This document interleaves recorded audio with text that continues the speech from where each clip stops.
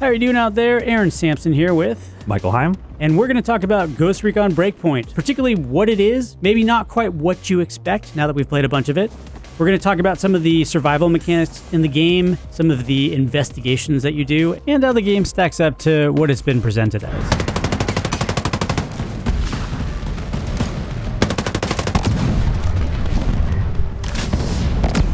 Let's talk about how this game is not actually a survival game moment to moment. You know, this is something that the marketing material has been hitting a bunch of. I'm not saying this is a good or a bad thing. Basically, the way the game actually works itself is it has these light survival elements built into it, but this game is very much a looter shooter. There's a social hub, you go out on daily faction missions, and it's just got that loot hook that all of these games have, where you shoot a dude, something drops on the ground with a color, you pick it up, you figure out if it's as good as the thing in your inventory, and you shred it or you sell it. And you kind of rinse and repeat that a bunch of times in the environment.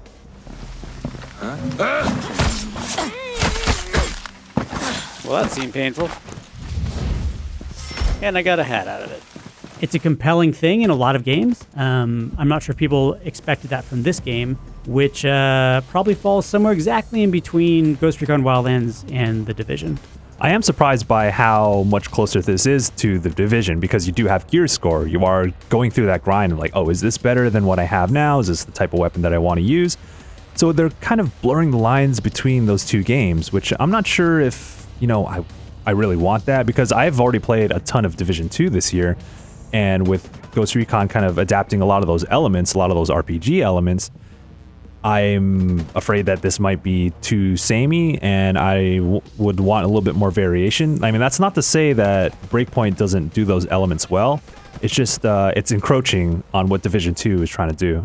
It's really interesting. You bring up a good point about the audience that this is going for. It feels like if you are somebody who played The Division and wanted slightly better shooting mechanics and slightly less RPG mechanics. For example, developers in this game kept talking about how a headshot is a headshot. So no matter what level an enemy is, you can still pop the helmet and headshot them. Mm-hmm. So if you wanted that experience somewhere in between those two games, then actually this is a good choice. But if you were really into the hardcore RPG elements of The Division, or just the ability to screw around without any consequences in Wildlands, you have to think about where this game lands as a sequel.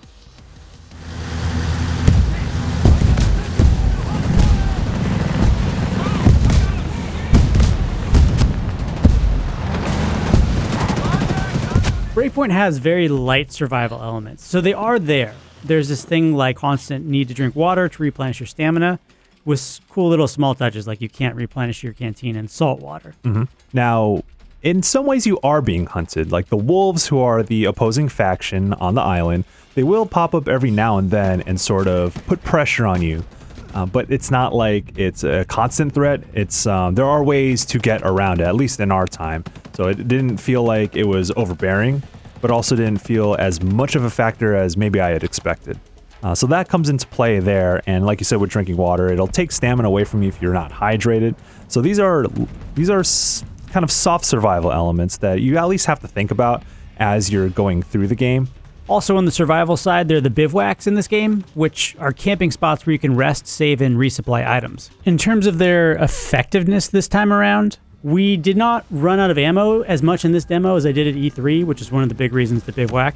Our team was fairly effective. I didn't feel like we needed to craft a lot of healing items, which again was a little bit different from the way I played at E3. And there's already checkpoints in the game, so you don't necessarily have to go to the bivouacs to save.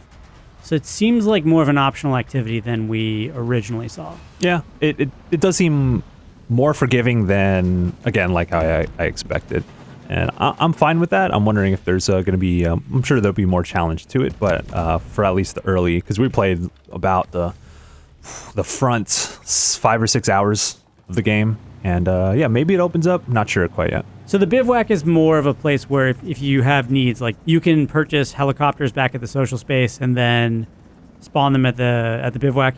You cannot, however, bivouac anywhere you want, which I think was something that I thought when I first saw this game. There are very set checkpoints around the map. Uh-huh. So if the bivouacs are jumping off points, then we can talk about the exploration of the landscape and how things like investigations are pretty different from Wildlands. Found a sketch of a map and a picture of some kind of blueprints. I can't figure out what they're for. Now let me take a look. My old brain might have the answer somewhere in there. I also found a key card with some kind of strange atomic symbol on it. So there are side missions in Breakpoint where you need to look at the evidence in order to find out where to go. You have to pay attention to the clues that they give you. So for example, I'll go to an NPC and say, hey, I'm taking on this mission, but you need to go to this area of the map. We're not quite sure where it is, but this is what you need to be looking for. So I'm not going to get a waypoint or a road marker to say this is the most optimal route to get to your objective.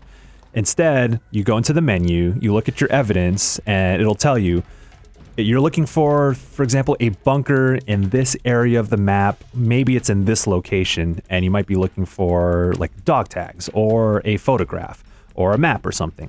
And then you kind of have to pay more attention to your environment. You need to pay attention to what things are named in the map, because with a lot of these open world games, if you give me a waypoint, I'm just going to go to it and do what I need to do. And I start to lose familiarity, or I don't get the familiarity with how the map's laid out, what these places look like, and what they're named.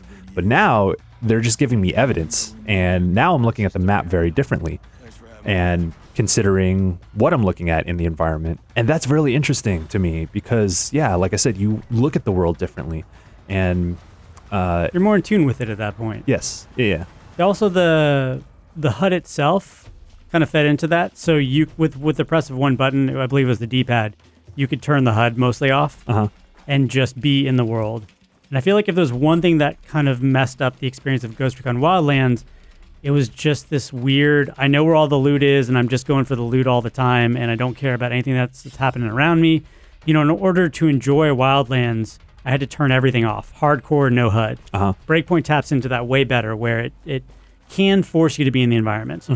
That being said, there is a guided mode in which if you want to do that, we believe you can still get the markers, but it's off by default. Yeah, I'm not sure exactly what guided mode gives or doesn't give you, but by default, these missions are kind of you're left up to your own devices and to looking at what the evidence tells you and where to go. And yeah, I think that's my favorite part of Breakpoint so far. Wait a minute. He got a ring on his finger. It's the same one from Mads' photograph. This is Cal's body. I think the next thing we want to talk about is just sort of some of the because I want to give this game credit, some of the really good things and some of the things that feel a little bit off to me. The loot felt pretty good to me. I actually genuinely enjoyed firing most of the weapons. I enjoyed new things dropping on the ground all the time. It's got that good loot thing that, and I think it's something you've talked about. A lot of the Ubi games are starting to head towards, like there's a Assassin's Creed and a bunch of games that sort of headed in this direction. Yeah. The weapons still do that genius thing from Wildlands. Each weapon remembers if you are first person or over the shoulder, which is such a good little touch. Yeah. And the weapon control menu is very, very granular. So if you're a shooter fan, there's just a lot for you to play with here. Stuff that I wasn't quite sure about was, and they talked about this, doing this on purpose, but the movement was a little floaty. It can be sometimes hard to get to the piece of cover you wanted because your character takes another couple steps if there's momentum in the game. Yeah, there's a lot of wind up if you're trying to change direction or if you're trying to move in like minuscule ways. And that's less of an issue in PvE, but once you get into PvP where you're playing against other people, precision matters. And also the characters are the camera is very zoomed in on the character. I think some of that is for immersion to give you that feeling like you don't know what's around you. But the character can block your view sometimes, particularly in PvP. But you also have a character that carries with you across all of the modes.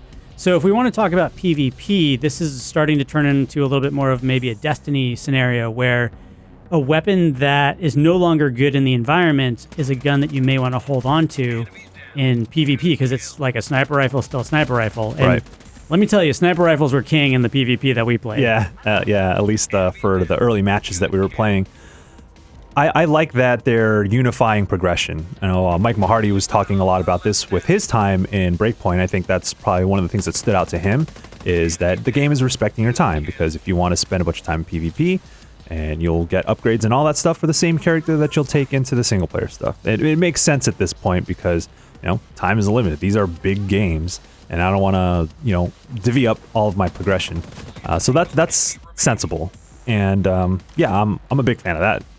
We kind of dominated the other team and feel a little bit bad about it. I know, maybe I don't know. They might be Ubisoft plans trying to make us feel good, but you know, we had a good time there. Only one hostile left standing. All right, Breakpoint is out on October 4th. Uh-huh. We'll be playing it a bunch when it comes out. So for more info on Ghost Recon Breakpoint, stay tuned to GameSpot. Thank you. Your masters, they don't believe in anything. We'll make you an offer, Nomad.